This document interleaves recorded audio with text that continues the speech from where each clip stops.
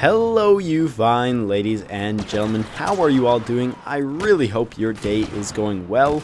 Today we're back for the third episode of Top Tips and Tricks of the Week, this time going back to Star Wars Battlefront. Because of your great suggestions on the last episode, we will be reviewing community tips and tricks from you guys that you put in the comments on the last episode.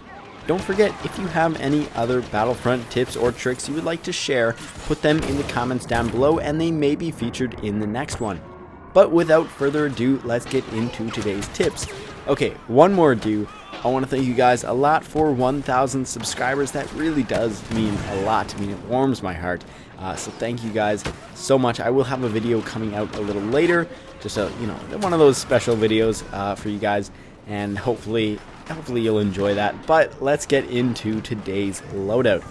Now, this one was suggested by many of you, and that is to fly slowly when locking onto and firing at an enemy starfighter, as it will provide more accuracy and maneuverability, allowing you to deal more damage and destroy starfighters quicker than usual.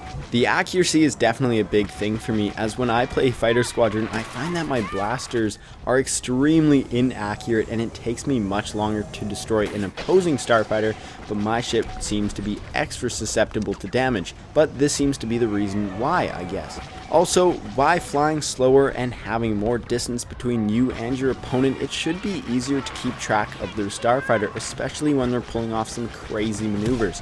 So if you want to improve your skill in a starfighter, I definitely suggest trying this tip out. I actually like this next tip quite a bit, and that is to never let your star cards be idle and just have them sitting there, because they can certainly be put to better use a large majority of the time.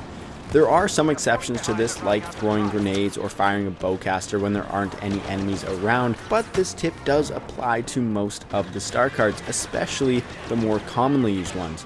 Using the Bounty Hunter trait alongside this can also be really helpful, as it will allow your charge cards to refresh much quicker and allow you to use them even more. Now, on the other hand, I would say that this is the opposite with pickups like thermal detonators or orbital strikes, even things like turrets. Using those right as you see your first opportunity to use them is probably not a good idea, seeing as they don't recharge like star cards. Be patient and wait for what you think is the opportune time, and use pickups wisely, as they can actually turn the tides of a whole game if used right. So thank you very much for that tip. On to the next one. Practice rolling and your awareness of the map when doing so. Rolling is now a pretty big factor in this game when it comes to combat, and knowing where to roll is key in coming off on top of the battle. Rolling sideways into a wall is not really helping you, while rolling out of a hallway and into some cover is actually really effective. I'd say the best way to improve your map awareness is simply to be aware of the map when you're playing on it. Study which paths lead where and which points on the map are good for flanking, where enemies are usually found, or common spots where they may attack. That way you have a lot more map awareness, and when you find yourself engaging the enemy team, you should know where you can escape to and not find yourself facing even more enemies. And the same thing goes for rolling. Subconsciously knowing where the nearest bit of cover is so that you can roll to it is really crucial to success on the battlefield. On to the next tip. Did you know that you can sprint while using R2-D2? You do it the same way you would normally sprint as a stormtrooper or rebel, and you will see that R2-D2 goes slightly faster. So if you weren't aware of that already, this is a useful tip to go a little faster. The next two tips have to do with fighting heroes, the first of which involves Chewbacca. Chewbacca is a hero mainly based around splash damage or AoE damage, which can make him a very hard hero to fight, even if you have cover by your side. So this tip suggests that you should jump around as much as possible when fighting Chewbacca to avoid any unnecessary damage.